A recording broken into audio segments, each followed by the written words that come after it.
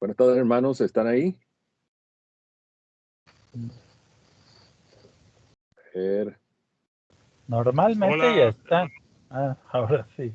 Ok. Hermano Alexis, Sí, Dios les bendiga. Dios le bendiga, hermano.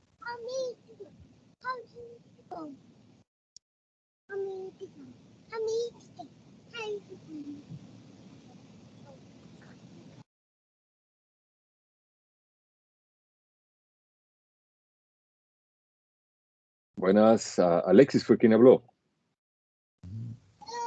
Sí, Dios les bendiga. Amén, Alexis. Estamos por aquí. ¿Desde dónde nos hablas? Desde Puerto Rico. Ok. Soy de la iglesia de Gadiel Ríos y el hermano Joey Soto, que creo que estuvo con ustedes allá Así es. en febrero. Y también somos cerca de los hermanos de Cáceres, Josué Cáceres, el pastor Cáceres de la iglesia Redimidos en Cristo. Sí. También son amigos de nosotros. Así que estamos aquí aprendiendo, ¿verdad? Y equipándonos para seguir bendiciendo a otros. Bueno, gracias por acompañarnos, Alexis. ¿Y a qué sesión has tenido la oportunidad de ver todas las sesiones? Sí, hemos estado conectados. Tengo aquí a mi bebé aquí conmigo hoy, así que si escuchan la bebé, ella se está instruyendo también. No, es Oigo, que está llena de preguntas. Sí. Bien, si tienes alguna pregunta, Alexis, vamos ahora a recapitular y a abrir un poco la sesión de preguntas y respuestas. Y con miras a la próxima sesión del video. Hola, hermana Adriana. Hola, hermano Hernán. ¿Cómo están? Newton, le iba a preguntar, cuando nosotros estamos trabajando con personas inconversas, ¿verdad? Que se acercan a la iglesia, a la comunidad, para recibir consejería, ¿cuál es la mejor forma para trabajar esto? El discipulado debe empezar mayormente con el evangelio y luego hablarle sobre el rol de la mujer y del hombre, ¿verdad? Para que puedan entender bien, porque a veces este tema uno lo toca hasta con los mismos hermanos de la iglesia y le suena muy, muy fuerte, ¿verdad? El de la mujer someterse a su marido y que el marido sea cabeza del hogar. Quizás lo malinterpretan o malentienden. Entonces queríamos saber qué estrategia es la mejor para llevar ese mensaje de la mejor manera. Sí, gracias por tu pregunta, Alexis. Es una excelente pregunta. Y yo te diría, la manera en que la quisiera responder es en la forma en que Pablo estructura esa doctrina en el libro de Efesios. Lo había mencionado antes, pero lo voy a repetir otra vez. Los primeros 3 capítulos, Pablo habla sobre los indicativos del Evangelio o las doctrinas que fundamentan nuestra fe. Y en la segunda parte, del 4 al 6, la aplicación de esa doctrina, lo que llaman imperativos. Entonces, lo que vemos en la Biblia es que Dios no nos pide no nos demanda que nosotros obedezcamos algo, a menos que Él no nos haya primero enseñado y luego modelado esa doctrina en la vida de alguien. Entonces, por ejemplo, la primera parte de los indicativos, la vida cristiana se fundamenta entonces en que Dios desde la eternidad, capítulo 1, el Dios trino, Padre, Hijo y Espíritu Santo, se han envuelto en la redención. El Padre planificó, el Hijo vino a ejecutarlo en el tiempo y el Espíritu Santo pues lo viene a aplicar a la vida nuestra. Ha sido puesto como una garantía en nuestro corazón y que clama Abba Padre y nos capacita para pues poder obedecer y ser. Entonces en Él somos sellados, somos salvados, tenemos una nueva identidad. Y entonces vemos ese desarrollo en el capítulo 2, como todo es por gracia. Esa voluntad de Dios resuelta en la eternidad pasada se volvió gracia en su ejecución. En capítulo 2 estábamos muertos en delitos y pecados, pero Dios, quien tuvo misericordia, tomó la iniciativa.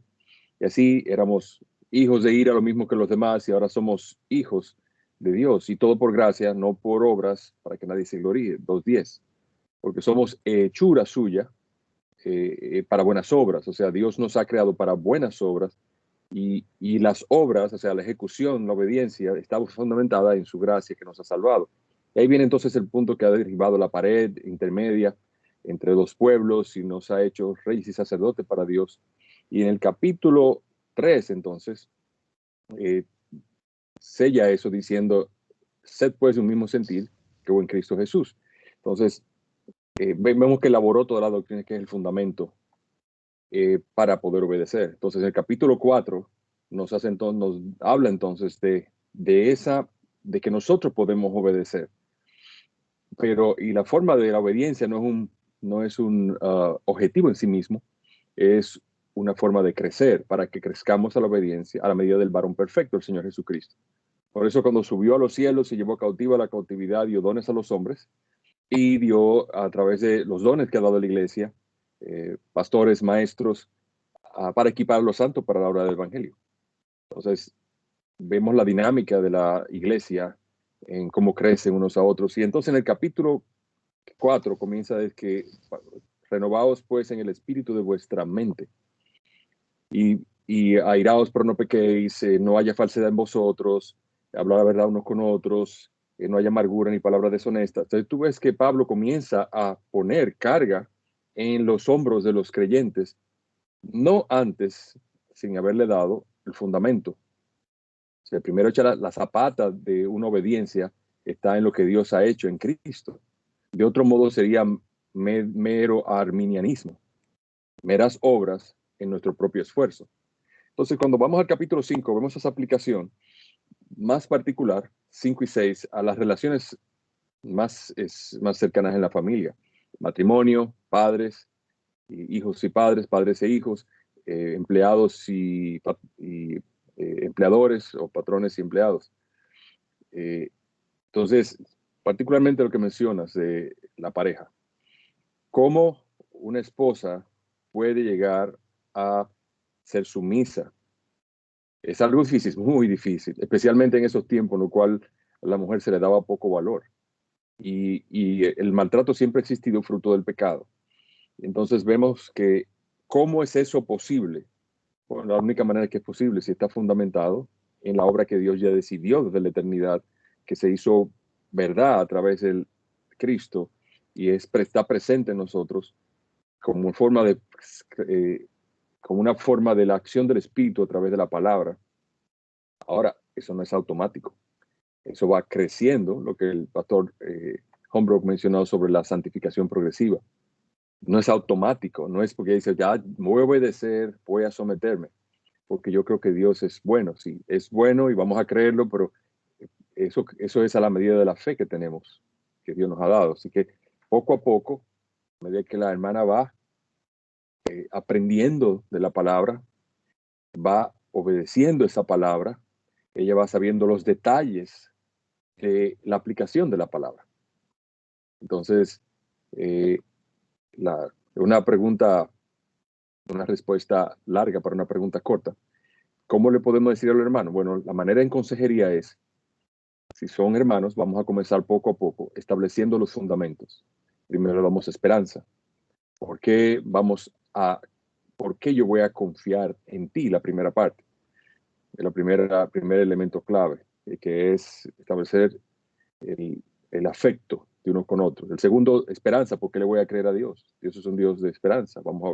Entonces, cuando establecemos ese fundamento primero, en la primera sesión, Dios es un Dios de esperanza y tiene esperanza en su palabra.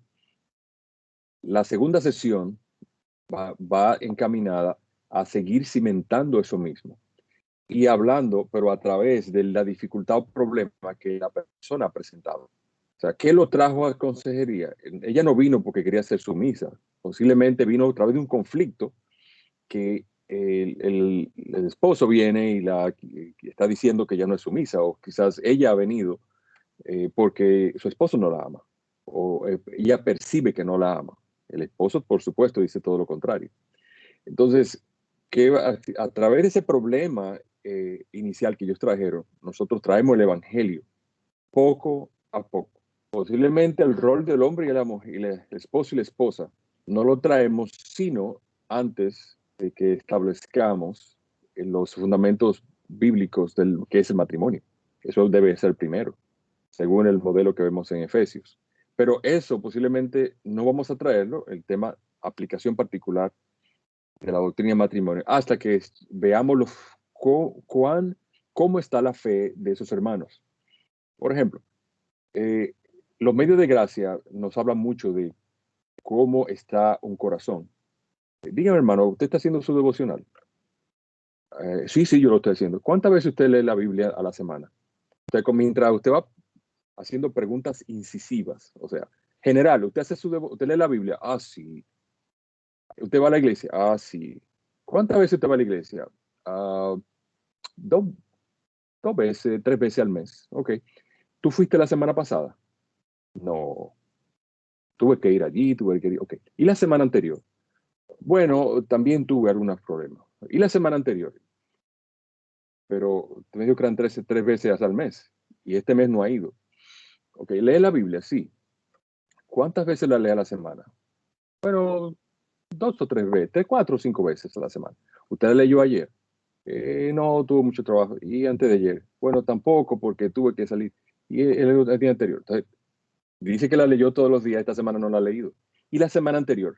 Una vez. ¿Y la anterior? Entonces tú ves, nosotros comenzamos a observar que los medios de gracia están débiles en la persona. ¿Y usted ora a menudo? ¿Cuántas veces ora? ¿Usted ora con su familia? Entonces, esas preguntas particulares nos van dando una idea a nosotros dónde está la persona. Si la persona es incrédula, esa es la misma ruta que nosotros llevamos. Claro, la aplicación en cada caso, vamos a llevarla al Evangelio. O sea, si para un creyente está claro que eso es posible a través de Cristo, para un incrédulo no está claro, ni siquiera que Cristo haya hecho algo. Entonces, a través del problema que le ha traído, nosotros presentamos la suficiencia de Cristo para resolver ese problema y para que haya satisfacción en la persona. Pero la persona al final entiende que nuestro objetivo, y se lo explicamos claro, no es que la persona resuelva su problema y que comience a relacionarse apropiadamente con su esposa y que no tenga problemas con su esposa. La meta de la consejería no es que no tengamos problemas. La meta de la consejería es que tengamos una relación estrecha con Cristo. Y cuando hay una relación con Cristo, todo lo demás fluye, porque Cristo está en el centro. ¿Me comprende? Entonces, a partir de ahí, ellos comienzan a ver que lo primero es Cristo, lo necesario es Cristo y lo suficiente es Cristo. Hermano, ¿puedo escuchar todo, Alexis? Sí, perfecto. Sí. Creo que sí, toda consejería va a llevar al Evangelio, a que Cristo es el centro de nuestras vidas y nosotros no podemos resolver nuestros problemas, sino a través de Él. Así es. Y de esa manera, lo vamos a dar, recuerda que vamos a ir dosificando, no que el Evangelio necesite ser poco a poco. La esencia del Evangelio es Cristo. Y si presentamos a Cristo, presentamos la esencia del Evangelio. Y eso lo presentamos una y otra vez de distintos ángulos y en el término de cómo es Cristo suficiente para tu corazón, para satisfacer tu corazón. Y si es suficiente para satisfacer tu corazón, también para satisfacer de tu cónyuge. Y entonces es así, también para satisfacer las necesidades de ustedes como matrimonio. Entonces tú ves cómo va llevando las cosas desde el centro, Cristo, hacia las relaciones, primero en el interior y luego hacia las relaciones interpersonales. Y al final ellos van a entender que sin Cristo, después de varias semanas, no hay nada y nuestra exhortación en cada una de las sesiones es que entregue su corazón al Señor y que inicie una relación redentora con el Señor Jesucristo. Y que Cristo puede redimir su matrimonio, puede redimir su relación con sus hijos, puede redimir su empleo, puede redimir su vida.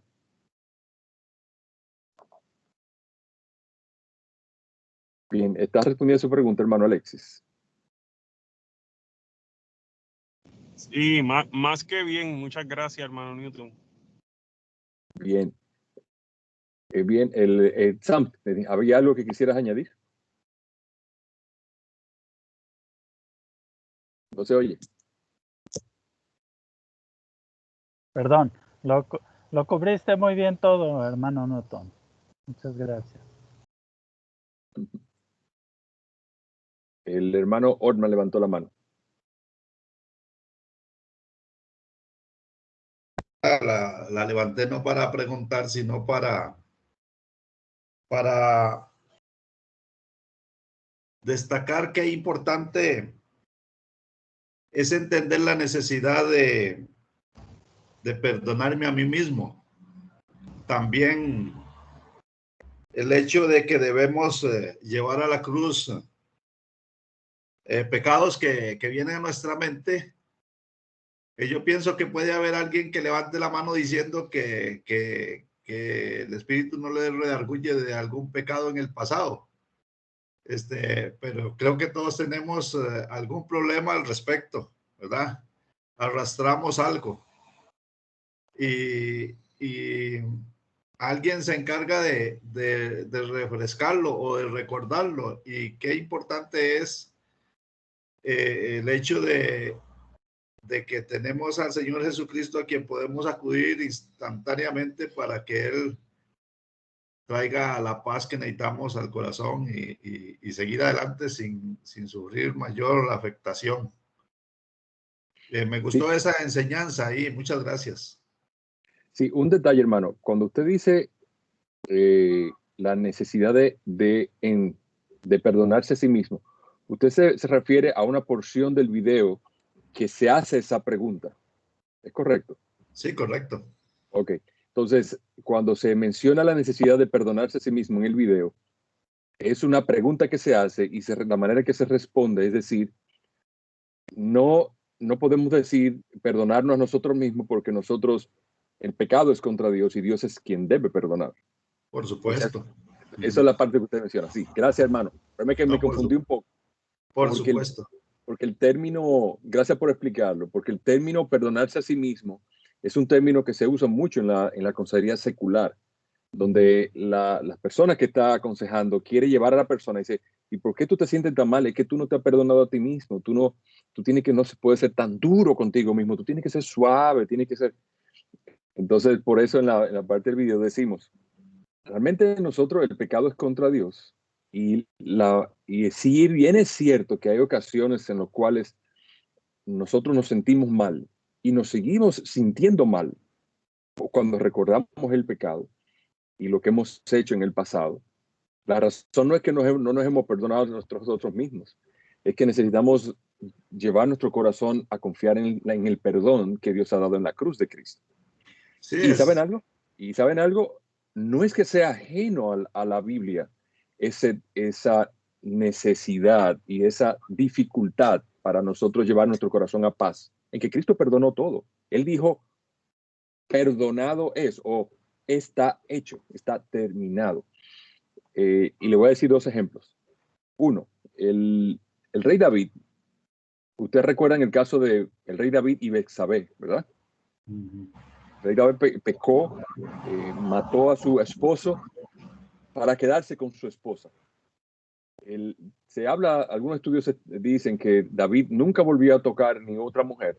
Inclusive cuando le llevaron la jovencita, que era Tsunamita, él no la tocó porque él tenía un sentido de culpabilidad tan grande y que se expresa en el Salmo 51. Si usted se fija, él comienza, ten misericordia de mí, oh Dios, ten misericordia de mí, porque mi pecado está siempre delante de mí. Contra ti he pecado. Y él comienza pero ¿qué pasa, David? ¿Qué es lo que pasa?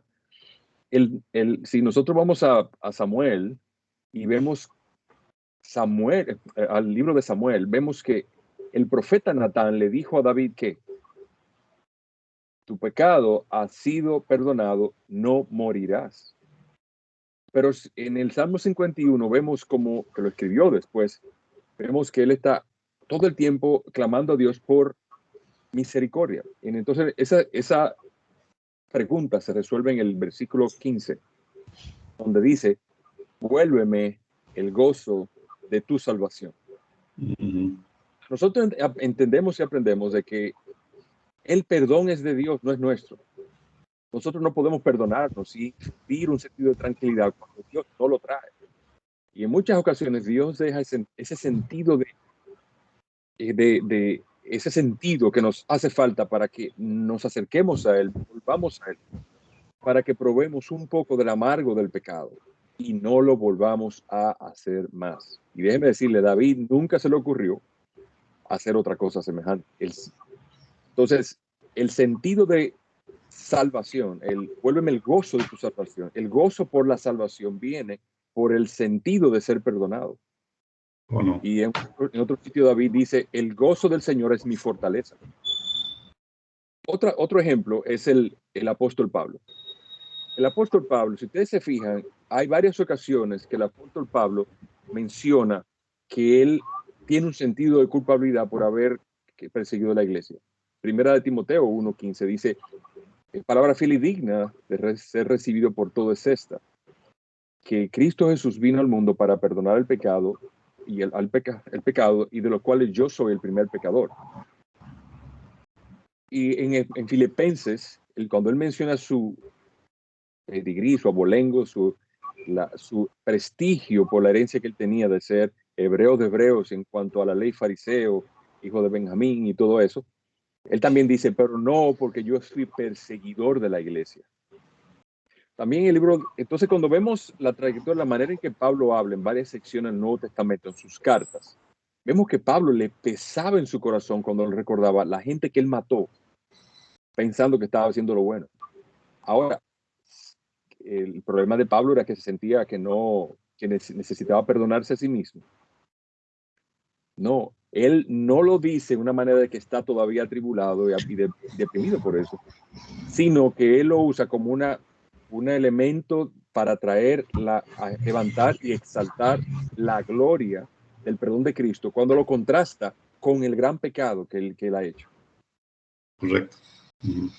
Entonces, es solamente para abundar un poco sobre el tema de lo que dice el video, porque no hubo más tiempo para elaborar sobre eso. Pero es un punto importante, hermano. Hay personas que van a venir con una gran carga de pecado. Personas que, por ejemplo, mujeres que han abortado. Y ese sentido no se le va. Y necesitamos, y por un tiempo se va, y son verdaderas hermanas, verdaderas creyentes. Y necesitamos llevarla a las Escrituras una y otra vez, porque eso es algo que pudiera pasar en el corazón. De hecho, ya volviendo al punto del repaso, cuando hablamos de personas que luchan con depresión, hay situaciones en las cuales ese sentido de tristeza y melancolía profunda es producido por un pecado pasado, de lo cual aún no tenemos que es recurrente y no tenemos tranquilidad. Entonces, ¿cuál es la solución? Lo mismo que Pablo, llevar eso a la cruz una y otra vez. Y otra vez, cada vez que una y otra vez. Señor, vuélveme el gozo de tu salvación. Y entonces anunciaré a los pecadores tu camino. Sí, es que muchos ministerios se caen cuando no se entiende que llevando a la cruz está resuelto el problema. Así es. Así es, hermano. Gracias por esa tremenda pregunta, oportunidad. Sam, ¿tú quisiera abundar sobre esa parte?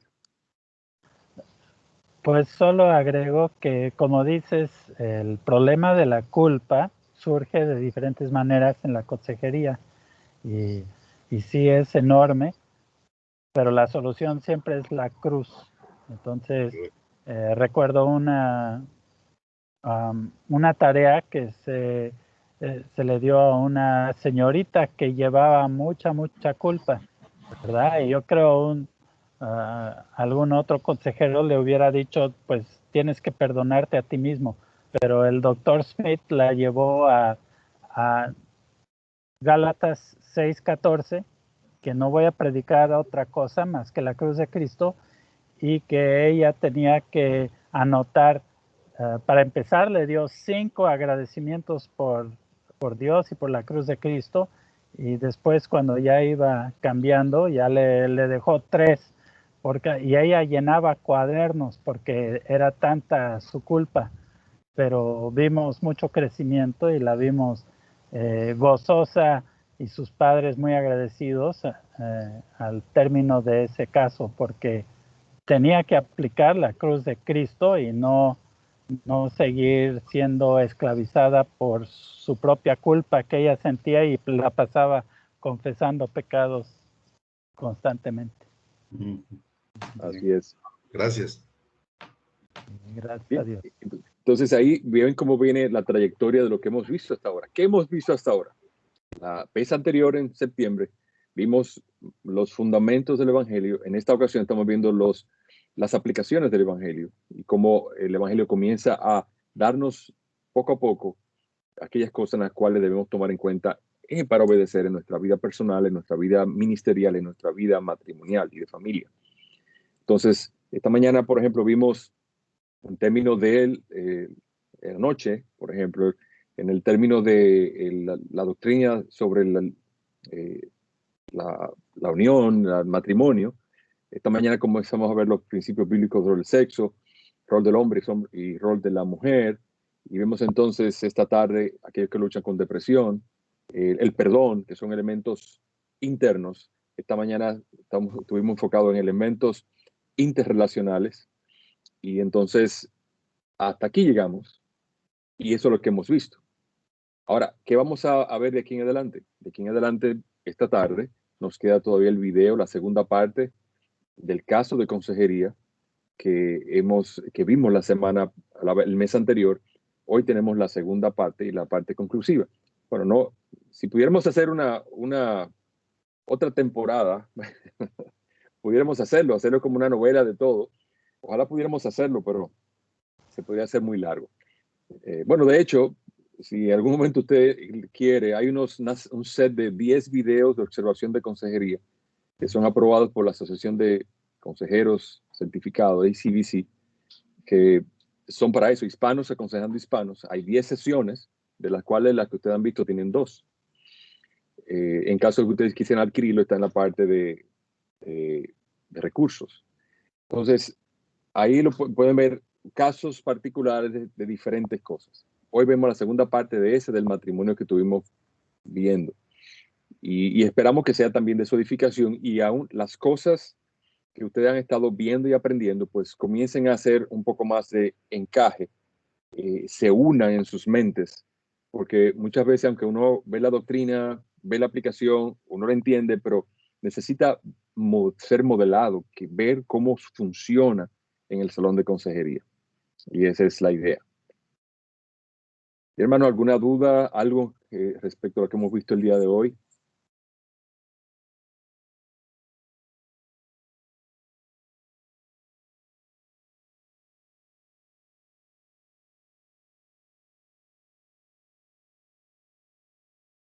Todo parece que ha estado muy claro. Bueno, me alegro mucho. Gracias, hermano, por la atención que nos han prestado.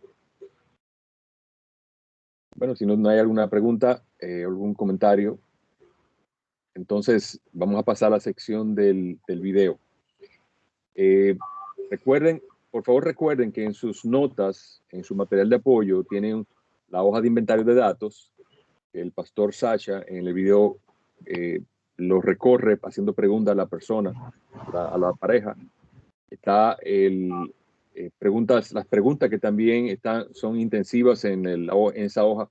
¿Por qué usted ha venido? ¿Qué usted ha hecho para solucionar su problema? Y también la hoja de reporte que nos ayuda a enfocarnos nos da como una guía, un mapa de cómo debemos ir caminando.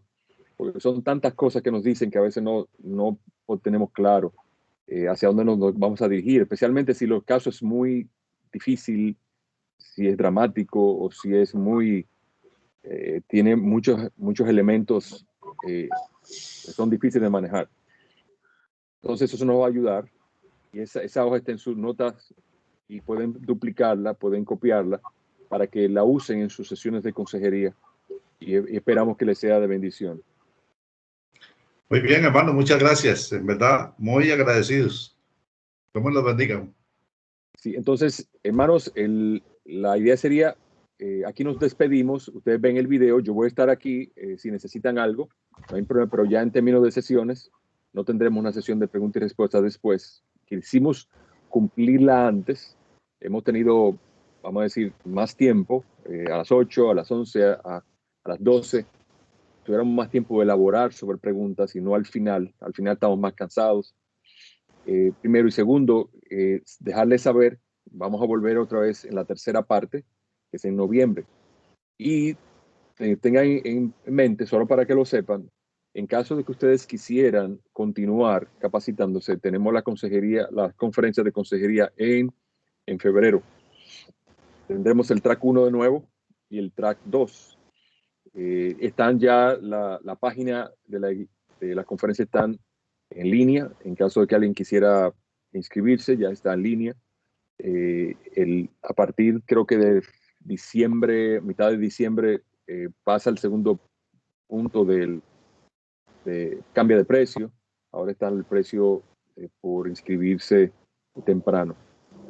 Pero solamente para que lo sepan, y esperamos que el Señor nos conceda su bendición en nuestro deseo, nuestro intento de poder servirle con fidelidad en nuestros casos de consejería o discipulado.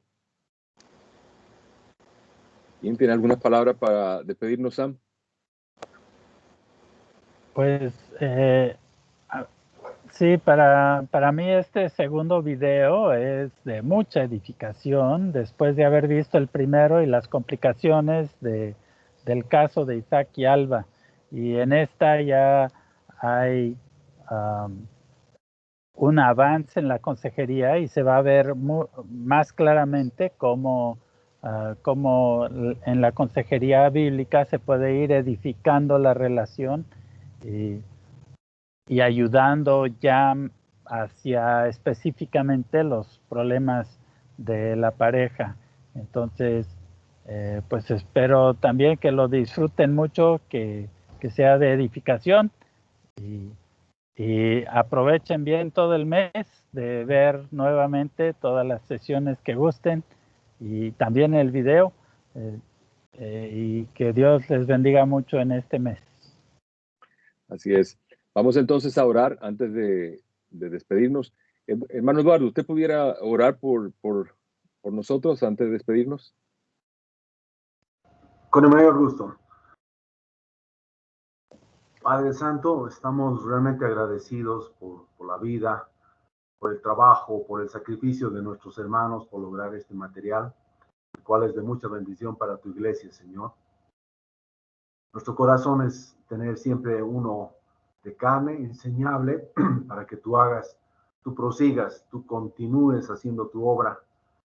Estamos para aprender de ti, Señor, para ser responsables y poder utilizar estas herramientas que estamos aprendiendo, Señor. Gracias por este trabajo y, Señor, sea tu Espíritu Santo guiándonos en todo lo que viene. Amén. Para poder también ser efectivos en todo el trabajo que hay, Señor, en tu iglesia de aconsejar, de discipular. Muchas gracias, Señor, por este tiempo y oramos para que todo este material, Señor, sea de mucha bendición, que lo podamos usar de forma efectiva, Señor, en aquello que tú quieres, Señor, en aquello que es tu propósito. Muchas gracias, Señor. En el nombre tuyo oramos, Padre Santo. En el nombre de Jesús. Amén. Amén. Amén. Amén. Amén, hermano. Muchas gracias. Muchas gracias, hermanos. Vamos a estar aquí en caso de que necesiten algo. Estaré aquí.